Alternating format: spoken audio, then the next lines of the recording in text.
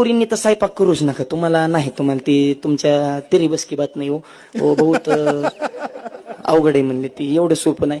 काय पोरी शिकायला बाहेर आणि इकडे जर गावाकडे आल्या तर आईचा लाड मारण्याचा, काय स्वयंपाकाचा मेळ लागेल. आणि लग्न झाल्यावर काय नाही, सासू जगदंबेचा अवतार.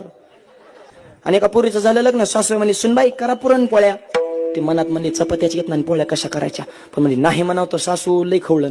तिने युट्यूबला टाकलं पोळ्या कशा करायच्या, युट्यूबवर सगळी लिस्ट गोळा केली, आमटीची पोळ्याची कुरड्या पापड सगळं. मोबाईल झाला शिचप निम्यात, त्याला मिळच लागा ना, आमटीला मिरच्या किती टाकायच्या, पण म्हणले आमटी झणझणीत झाली पाहिजे, कमीत कमी माणसाकडे 10 तरी मिरच्या पाहिजे. अरे मारी ती का काय, माणसाकडे 10 मिरच्या, हिरवीगार नुसती आमटी केली, 5 माणसाला 50 मिरच्या वाटल्या म्हणा आमटीला. तिखट झार आमटी केली. म्हातारी किचन खोलीत आली आणि तिने भाजीचा कलर बघितला, तिने कलरवरच क्वालिटी वेळ लागली. म्हातारी म्हणली मला भूकच नाही, मला नाही जेवायचं म्हणजे, माझी शिवरात्री नवरात्रात तुमचं तुम्ही बघून घ्या, मला नाही जेवायचं. पण नवरा नुसता उड्या छानायचा, बायकोनं भाजी केली. म्हातारी म्हणली मरचीन लई तिखटे, नको खाऊ. हे म्हणला मी खाणार, माझ्या बायकोचं तुला कधी कौतुकच नाही. युट्यूब वरून तिने स्वयंपाक केला, मी आमटीच खाणार. आई म्हणली तू मग जाणार.